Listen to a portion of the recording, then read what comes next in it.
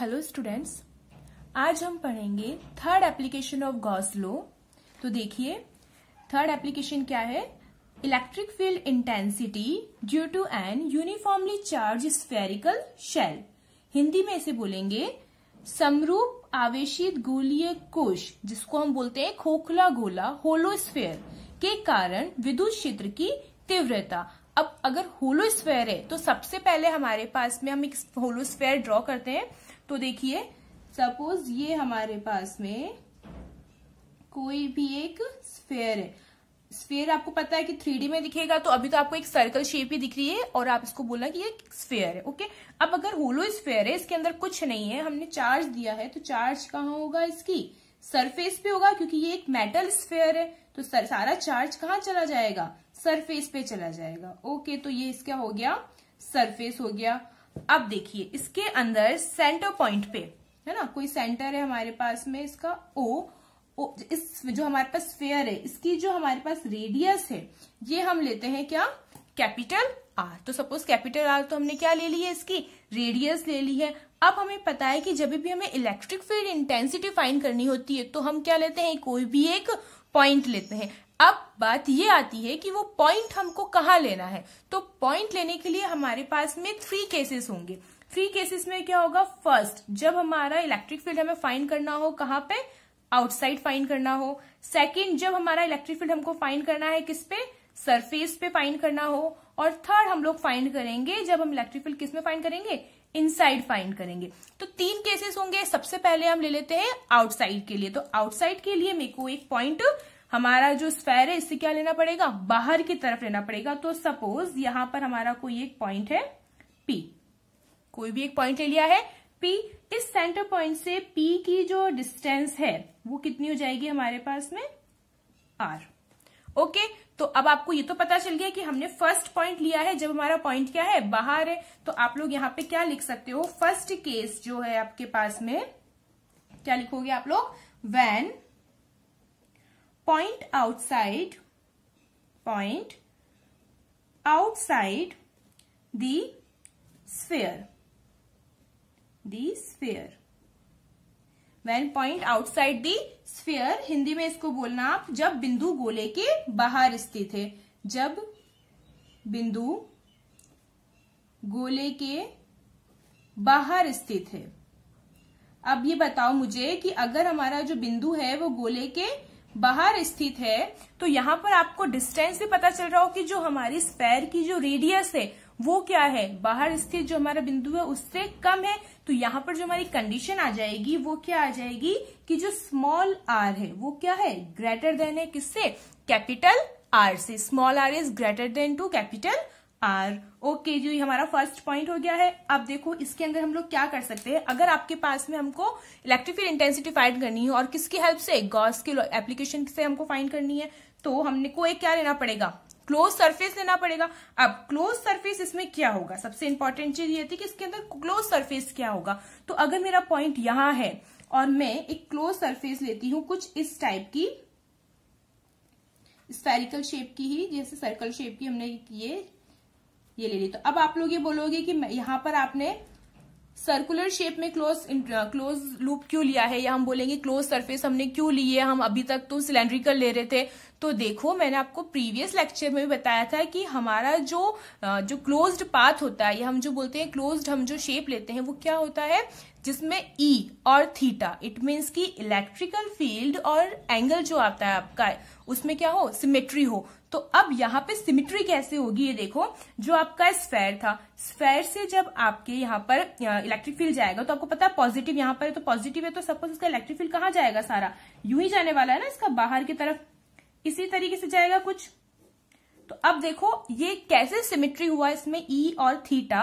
तो अगर हम इसकी बात करें, तो जैसे ये वाली डायरेक्शन है, हमारा इलेक्ट्रिक फील्ड बाहर की तरफ जा रहा है, तो इलेक्ट्रिक फील्ड ऑलरेडी कहाँ जा रहा है? ये बाहर की तरफ। तो मुझे बताओ यहाँ पर थीटा क्या होगा? एरिया वेक्टर क्या होगा? वो भी क्या होगा? हमारा बाहर की तरफ ही होगा ना। तो हमारा जो P पॉइंट है, इसके लिए भी हमारी इलेक्ट्रिक फील्ड कहाँ पर हो जाएगी? इसी डायरेक्शन में। और थीटा भी कहाँ मिलेगा हमें? इसी डायरेक्शन में। तो आप क्या बोल सकते हो कि थीटा की वैल्यू क्या आ रही है? 0 डिग्री आती है, और इसीलिए हमारे पास पता चल गया हमको कि ई और थीटा में क्या है, सिमेट्री है। दैट्स वाई हम लोग ये वाला स्फेयर जो है, मतलब ये वाला जो सर्कल है ये ले सकते हैं यहाँ पर, क्लोज जो हमने लिया है गॉस के लॉ के अकॉर्डिंग। तो अब हमने यहाँ पर एक सरफेस भी ले लिया है, क्लोज्ड सरफेस हो गया है, हमको हमारा पॉइंट भी पता है, पी पॉइंट पर हमको फाइंड करना है, इलेक्ट्रिक फील्ड पता है, और हमने हमारी एरिया वेक्टर भी फाइंड कर ली है। और क्या बचा है इसके अंदर, थीटा भी फाइंड कर लिया है, तो डायग्राम तो आई थिंक कंप्लीट हो गया है। अच्छा, एक चीज और आ जाती है कि यहाँ पे जो चार्ज आपके डिस्ट्रीब्यूटेड है वो सरफेस पर है। किस पर है, सरफेस पे चार्ज डिस्ट्रीब्यूटेड है। तो अगर सरफेस पे चार्ज होते हैं, तो आपने कॉन्टिन्यूस चार्ज डिस्ट्रीब्यूशन में पढ़ा है कि अगर सरफेस पे चार्ज होते हैं तो कौन सी डेंसिटी अप्लाई होगी, surface charge density. It means यहाँ पे जो सरफेस चार्ज डेंसिटी है वो क्या है आपके पास में, सिग्मा है। और सरफेस चार्ज डेंसिटी तो हमें पता है कि सिग्मा इक्वल्स टू क्या होता है, क्यू अपॉन ए होता है। अब एक और बात, अगर हमारे पास Q अपॉन ए है, ए क्या होता है, एरिया होता है, और यहाँ पर हमारा जो क्लोज्ड पाथ है या जो क्लोज सरफेस है वो किस शेप की है, स्फेयर शेप की है ना। तो यहाँ पे जो हमारा एरिया ऑफ स्फेयर आएगा वो क्या आता है, area of sphere 4 pi R. कौन सा, हमने ये वाला स्फेयर लिया है ना, तो इस वाले स्फेयर के लिए आर कौन सा हमारे पास में, कैपिटल आर है। तो यहाँ पर हमारे पास क्या हो जाएगा, 4 पाई, सॉरी हम अंदर वाले के लिए, क्योंकि हम चार्ज तो हमारी इस वाली सरफेस पर है ना, तो अभी तो हमारा जो रेडियस आएगा इस पर हो जाएगा, तो ये क्या हो जाएगा 4 pi R square. It means ये जो आपका एरिया है, ये आपका जो स्फेयर है ना, होलो स्फेयर, इसका निकाला है। ओके, अब गॉस का हम लोग निकालेंगे इस डेरिवेशन के अंदर। तो अभी तक आपको ये बात पता चल गई है, इसको इक्वेशन नंबर 1 पुट कर देना। सपोज कि आपके पास ए की वैल्यू जो है वो 4 पाई आर स्क्वायर है। ओके, अब देखो मेरे पास में अगर हमको फाइंड करना है टोटल फ्लक्स, हम यही फाइंड करते हैं ना टोटल फ्लक्स। तो टोटल फ्लक्स की अगर हम बात करते हैं तो टोटल फ्लक्स क्या होता है, फाई, और फाई इक्वल्स टू हमें पता है क्या होता है, close integral E dot DS. ये भी आपने पढ़ा है कि फाई इक्वल्स टू होता है close integral E dot DS. अब देखिए ये जो हमारा पी पॉइंट है ना, ये क्या है, कोई भी अल्पांश है ना, तो ये पी पॉइंट पर हमको टोटल फ्लक्स फाइंड करना, मतलब ये पी पॉइंट सब जगह होगा।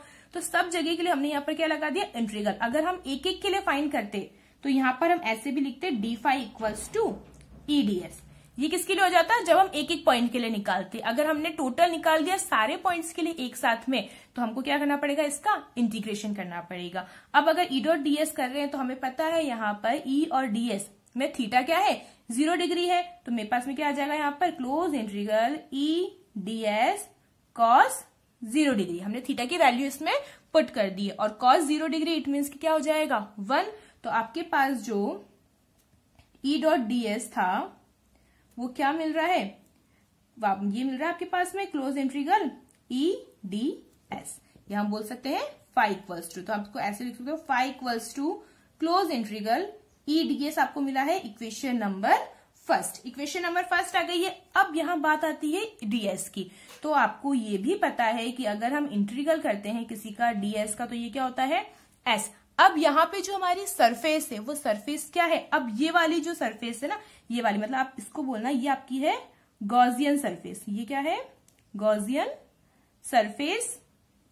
और जो इनर वाली थी ना, जो इनर वाली थी ये आपके पास क्या थी, स्फेयर।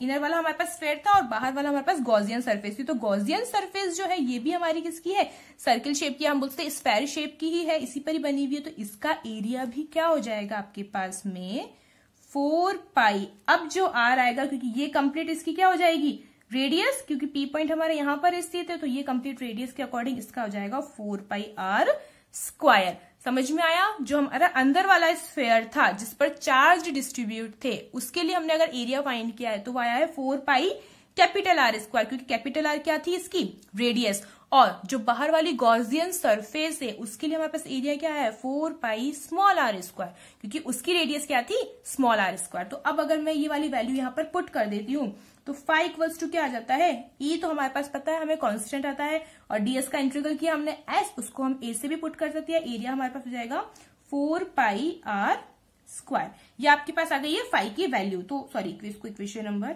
2, ये इक्वेशन नंबर आपके पास आ गई है 3। इक्वेशन नंबर 3 के बाद में अब हमको अप्लाई क्या करना है यहाँ पर, गॉस थ्योरम।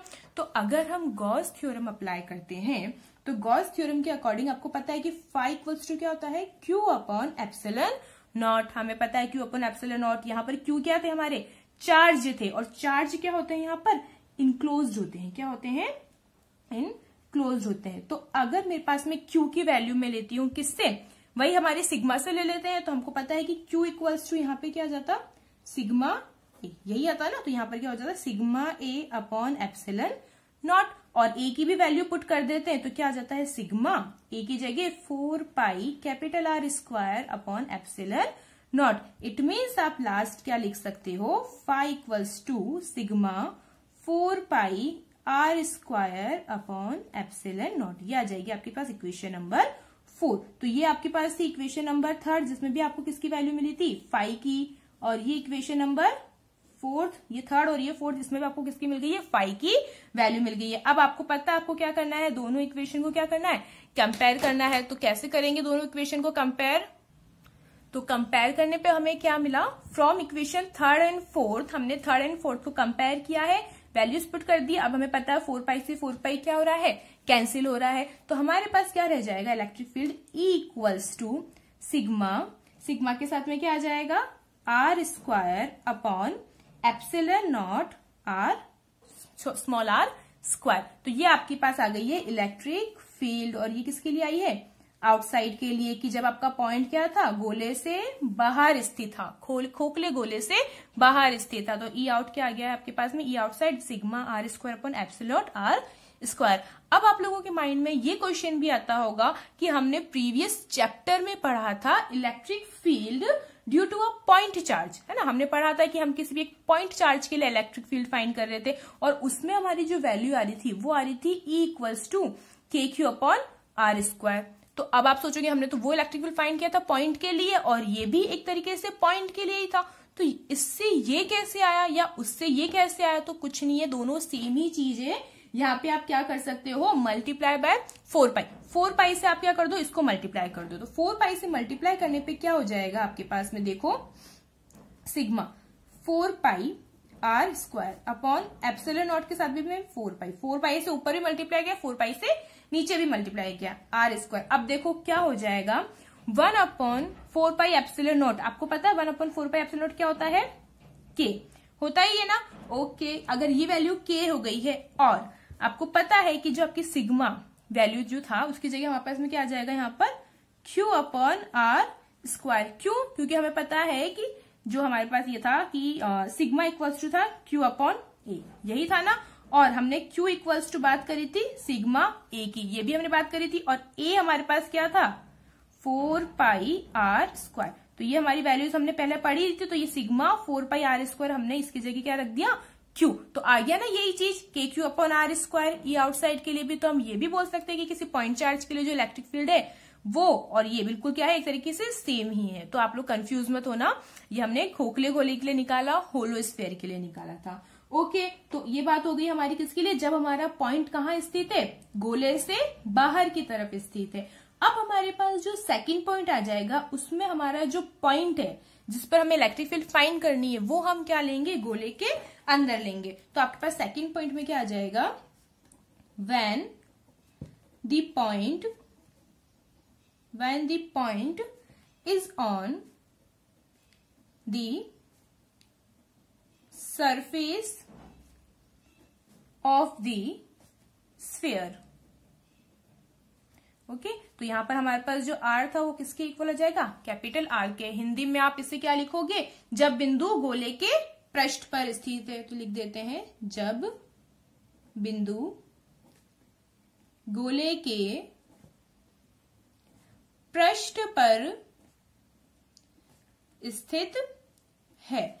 अब अगर पृष्ठ पर स्थित है तो इसका डायग्राम हमें बनाना पड़ेगा। ओके, चलो डायग्राम बनाते हैं। ये हमने वही ले लिया है, कोई भी एक स्फेयर, ये इसका सेंटर पॉइंट आ जाएगा।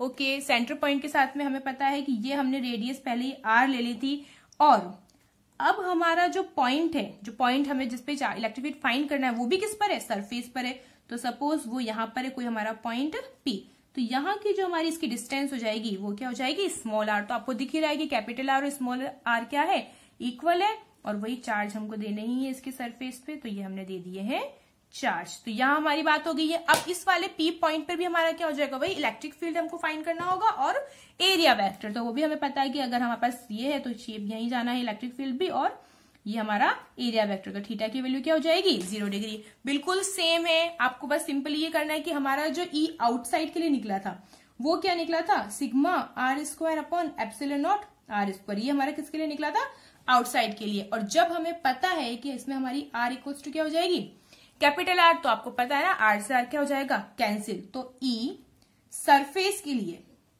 किसके लिए, सरफेस के लिए, सतह के लिए जो आपके पास इलेक्ट्रिक फील्ड आ जाएगा वो क्या हो जाएगा, सिग्मा अपॉन एप्सिलॉन नॉट।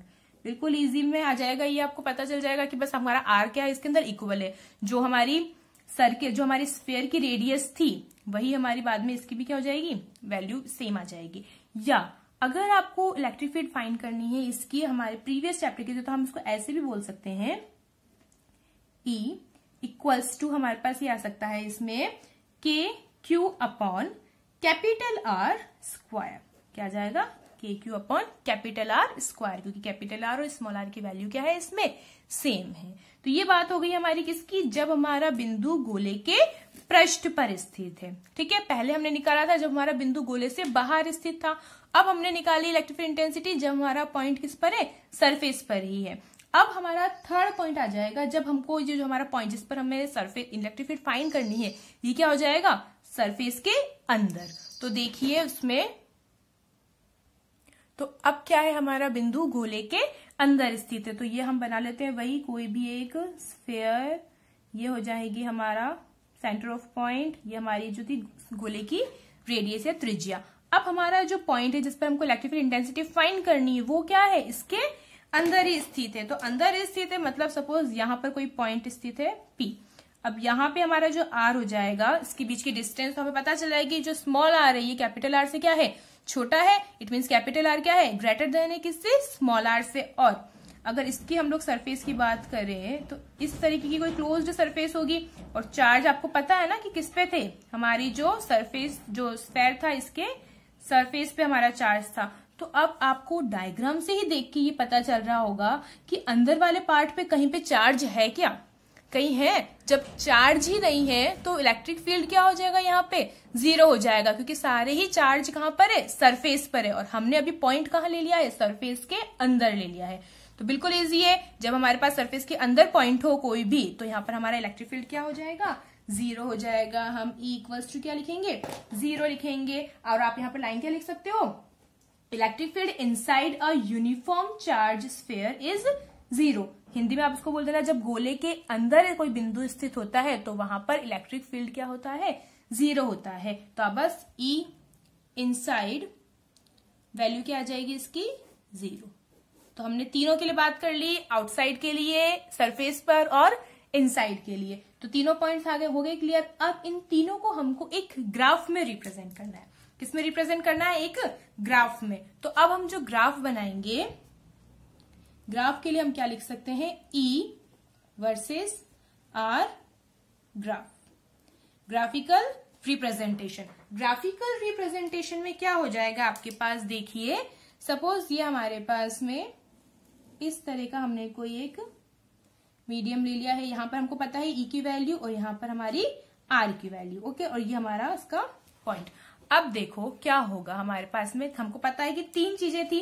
पहली में हम लेते हैं कि जब हमारे पास में था, यहाँ पर क्या है, देखो ये एक ऐसा पॉइंट है जहां पर ई की वैल्यू भी क्या होती है, 0, और आर की वैल्यू भी क्या होती है, 0 होती है। अगर मैं आपको यहाँ पर एक छोटा सा स्फीयर बना के दिखाऊं, कुछ इस टाइप का, है ना, तो आपको पता है जब हमने पॉइंट क्या लिया था, बीच में लिया था, मतलब अंदर लिया था सरफेस के, तो हमारी इलेक्ट्रिक फील्ड क्या थी, 0 थी। तो ये वाला जो पॉइंट हो जाएगा यहाँ पर क्या हो जाएगा, 0। मतलब कि अगर हमारा जो इलेक्ट्रिक फील्ड है वो यहां तक अगर ऐसा चलता है, यहां तक है ना, इस जो हमारे स्फेरिकल है इसके सरफेस के अंदर अंदर तक चलता है, तो तब तक तो हमारे पास इलेक्ट्रिक फील्ड क्या रहेगा, 0 रहेगा। और जैसे ये किस पे आ जाता है, सरफेस पे, जैसे किस पे आ जाता है, सरफेस पे, तो सरफेस पे आते ही इसका इलेक्ट्रिक फील्ड क्या हो जाता है, बढ़ जाता है। सरफेस पे आते ही इसका इलेक्ट्रिक फील्ड क्या हो गया, हमारा बढ़ गया, और बढ़कर ये कुछ इस टाइप से हो गया। ये सरफेस पे हमारा इलेक्ट्रिक फील्ड क्या हो गया, बढ़ गया है, और ये हो गया है हमारे पास ई मैक्सिमम, है ना। ई मैक्सिमम हमारा किस पर आया है, जब हमारे पास ई क्या था, सरफेस पे, ई क्या था, सरफेस पे। और सरफेस पे आपको पता है कि आपका जो आर होता है, यहाँ पर हम नीचे लिख देते हैं, आर क्या था, इक्वल था कैपिटल आर के। और जो यहां तक हमारा पॉइंट आ रहा था इसमें हमारे पास आर क्या था, आर हमारे पास था ही, मतलब बिल्कुल कांस्टेंट था। और इलेक्ट्रिक फील्ड यहाँ पर क्या था हमारे पास में, इनसाइड।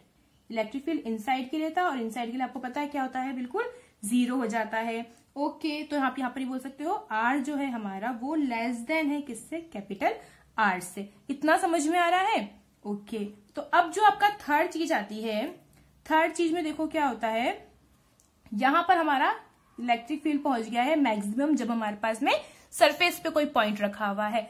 अब क्या होगा, जैसे ही हमारी आर और क्या जाएगी, बढ़ेगी, मतलब अब कोई पॉइंट किस पर स्थित होगा, इस गोले से बाहर स्थित होगा। तो और अगर हम आर को बढ़ाते हैं तो हमारा जो इलेक्ट्रिक फील्ड होता है ये क्या होता है, कम होता है। क्या होता है, कम होता है। तो कुछ ये इस टाइप से जाएगा, कुछ इस टाइप से। तो यहां पर आप लोग क्या लिखोगे, ई आउटसाइड, और आउटसाइड के साथ में आपके पास क्या हो जाएगा, E outside is proportional to 1/r square. और यहां पर आपकी जो आर की वैल्यू थी वो क्या थी, R is greater than capital R. तो ये आपका है इसका ग्राफिकल रिप्रेजेंटेशन। थोड़ा सा ध्यान से समझना, समझ में आ जाएगा। और आपको ये भी चीज पता चल गई है कि सबसे इन पूरे हमने जो निकाला है रिजल्ट, उसका क्या आ जाएगा कि जो हमारा इलेक्ट्रिक फील्ड सरफेस पे हमें मिलता है, जो सतह पर मिलता है, वो ज्यादा होता है किससे, आउटसाइड से, है ना। इनसाइड तो हमको पता है 0 हो जाएगा और आउटसाइड क्या होता है, ज्यादा होता है। तो ये हमारा था third application of Gauss law, जिसमें हमने एक होलो स्फीयर लिया था, खोखला गोला लिया था, और उस पर क्या फाइंड करी थी, इलेक्ट्रिक फील्ड इंटेंसिटी फाइंड करी थी।